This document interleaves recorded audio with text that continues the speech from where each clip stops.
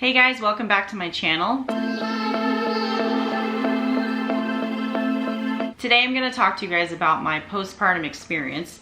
The last time I did a video, I basically was talking about my whole labor and birth and everything like that. So today I kind of want to share basically what happened after I gave birth, and man, was it gnarly. Okay, you guys, so basically what happened was I had a 2-degree tear, and I'm sharing that because it kind of ties in with my whole experience after the fact. It'll give you guys an idea of basically like what I went through and leading up to everything else that happened. So after labor, I basically got about 22 stitches. I'm not sure exactly the amount, but I'm pretty sure it was like about 22 according to my husband. And according to him as well, it wasn't very pretty what was going on down there. So, and I'm very glad that I didn't even look. I didn't ask to do anything. I didn't want to know what was happening because that would have freaked me out even more, because I had an epidural and I feel like that would just make me feel like totally out of control. So I did not look, but needless to say, it was very painful when the painkillers wore off. So we went to our room. They had to wheel me down the hallway on my bed. They transferred me over to another bed. I wheeled down the hall and they put me in this really nice room for postpartum. After a few hours, I felt like the pain was just starting to just intensify. It came back. It was super intense. I just felt very like sore, and like there was a lot that happened down there, and I knew that it was pretty gnarly. I mean, especially from what my husband told me and my mom, I knew that the pain was going to be pretty intense after labor. So the nurse came in and she was like, okay, I told her, I'm like, I feel like I need to use the restroom. And mind you, I had a catheter in before, so I have like no control over my bladder at this point. I'm like, okay, like I think I had like maybe 2% control or something. So I know that like I just felt that sensation finally, and I was like, okay, I need to go to the bathroom. So I don't know how much longer. I want to say it was like more toward the evening, or the next morning, I should say, like toward the evening. So the nurse came in, she helped me into the bathroom. She helped, like I could barely get out of bed. The pain was so gnarly. I had to take a Tylenol just to move out of the bed and get into the bathroom. That's how crazy it was. I waited until a fraction of the pain wore off, and even then I was struggling. So the nurse was super nice. She really helped me, and it was not a pretty situation in the bathroom. I mean, there's blood, there's all kinds of stuff happening, and I just like, I'm just in awe of nurses. Like I was just blown away because she had to deal with a lot of things in there, and I was just like, wow, this is crazy what they do. I was like, is this how it's gonna be every time I try to go pee? Like I don't know about this. Like typically I would be shy having another human in the bathroom with me, especially with what was going on. But at that moment, I was just so grateful to have her help. And she was instructing me on how to use the perianal bottle, I can never say it. She was just instructing me on how to do things, you know, that I was new to. So the hospital sent me home with 800 milligrams of Motrin. I took those every day, and I want to say it took those for about 5 days, maybe 4 days. And I felt good like the first 3 days. And then for whatever reason, those strong medications, because I typically don't take medication that is like very strong, for whatever reason I started getting really sick on them. Like I felt like sick, and then I halved it down to 4. I cut the pill in half for probably another 3 days, and I still felt sick. So I was just like, this sucks, because this is the only thing that's like taking away my pain. I was taking Motrin and Tylenol on top of that. So like when the Motrin would wear off, I would just take Tylenol at night, and then I take it again in the morning. So I would take the Tylenol every 4 hours just to help ease my pain. So eventually I just stopped taking Motrin altogether, and I just decided to just basically continue with the Tylenol. So that lasted for about, I want to say I took Tylenol for like a month. And because I'm now 2 months postpartum, I forgot to say that to you guys in the beginning, but I'm 2 months postpartum, and I don't take any painkillers anymore. But I'm gonna tell you guys, like, because there's more that happened after that. So yeah, needless to say, going to the bathroom was not a joy. I want to talk a little bit about breastfeeding. I think I touched on this a little bit in my last video, but basically the first like maybe like, it's like 4 to 8 hours of breastfeeding. I just tried to put them on and I had no idea what I was doing. I thought you're just supposed to attach them to like the actual nipple, but you're supposed to attach them to like the areola thing too. So I had no idea that was the way it is. So my nips were basically cracked and bleeding by the time the lactation consultant came in to help me. And I was like already in so much pain. My sister eventually got me like those nipple guards and stuff. It took a minute for him to like figure it out, for me to figure it out, him meaning my son. And I just felt like a little discouraged in the beginning, but as time went on, I just got it. I got used to it. I can definitely say that nipple confusion is a real thing for babies. Like if you give them a bottle all the time, they're gonna just want that little round thing. And so it's just much harder for them to basically understand that they need to like open their mouth and blah, blah, blah. So it's definitely like a challenge that way. I've just been sticking it out, so we're good. We're a lot better now. So I'm gonna say probably around the 3rd week after I gave birth, I got a UTI. And when I went to, cause I was just in so much pain when I was urinating, it was bad. Like I was like, this is not just your basic UTI, like this is something else. It has to be something more gnarly. So I went into the doctor, took it, they did the pee test, the sample test. So they ended up giving me an antibiotic, which really, really messed up my gut. My gut, for whatever reason, became so jacked up. Like my bowels became messed up. I didn't poop for like days. I was having major diarrhea when I did poop. My bowels aren't that messed up anymore, but I feel like there's still stuff going on. Like during labor, I got hemorrhoids. I think that's what you call them. And those were super painful. And I remember like sitting down, like just feeling like itchiness and just kind of like discomfort. And I was like, what the heck is going on? What is happening?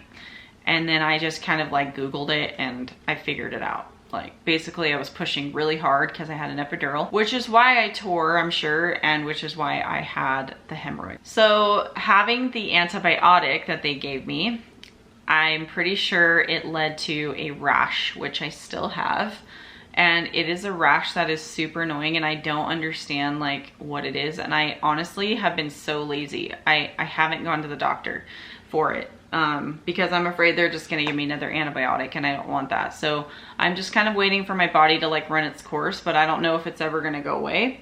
It's kind of scary actually. So what it is, it's just a rash. Like it's red like claw marks, or like it's just like a red irritated patch, and it basically just comes and goes all over my body. Like it'll pop up and flare up in random places, even on my neck, like anywhere, everywhere, and it'll just disappear within like maybe 15-20 minutes. It's the weirdest thing I've ever come into contact with. It's very strange. So it's not a nuisance enough for me to be like, oh my God, I'm like, like it's just, I think my gut health is just really compromised right now. And I'm taking probiotics to help my body to like get back to health again. And it's just, it's kind of crappy, but I'm not going to the doctor yet. I'm waiting. So here I have hemorrhoid pain, UTI pain, like to pee, stitches, just soreness all over from pushing, hemorrhoids all at once. And I can honestly tell you it was hard to even walk. So I must have sat on the couch for a solid month, no joke. I didn't really go anywhere because I had to watch Payson and he was a colicky baby on top of everything else. I really, like, he did not want to be put down. So I would just literally glue myself to Netflix, and I worked and I just did Netflix, and that's about it, like seriously. And I was talking to my friend about how all this experience was, and she's like, no wonder you probably don't want to have another kid because of how much you went through. Like she even said, like, even when you were pushing in the hospital, you had no one to coach you. Like when I was in labor, I swear the lady just walked away when I was pushing. So when I actually pushed out and I tore, I'm pretty sure like that's because I had like no direction. I was doing it myself. I'm like, okay, it's time to push. Like I was doing it. So it's just, I've never seen that in my whole life. It was just a very strange experience, but I'm glad that I had my mom and my husband there to support. So needless to say, I wasn't cooking hardly at all. I mean, we're talking like, let's go out to eat, let's get food. You know, Eli had to clean, he had to pick up stuff, like pick up food. It was just a lot of him helping me. And I remember he got exhausted at one point. He's just like, he got tired because, I mean, we literally were both so tired in our own ways, and it was just hard. It was super hard, and it kind of put a strain on us. And honestly, like, I think that's normal because, but what's not normal to me is my experience. I don't think every woman goes through that. I just think I went through a little bit something more gnarly, and I know a lot of women tear, blah, blah, blah, but I just felt like, because I had the hemorrhoids, just all this stuff, and then I had the infection, and just, it was just like a lot of stuff going on. So I felt like I was leaning on him a lot, and he was getting tired. Let's just put it frankly. I didn't do my makeup, I didn't do my hair. There was days when I like, you know, I only showered because he like came home and allowed me the 5 minutes to shower. I had literally 5 minutes to shower because Payson would cry and he would just need his mom, like, and I didn't want him to be screaming with his dad all the time. So I took very short showers, and I still do to this day. I mean, unless he's sleeping, I'm taking short showers. So I want to just quickly touch on postpartum depression. I didn't know if I would be one of those people to experience that, and I didn't know when it was going to hit, but I can honestly tell you that it's something that is real.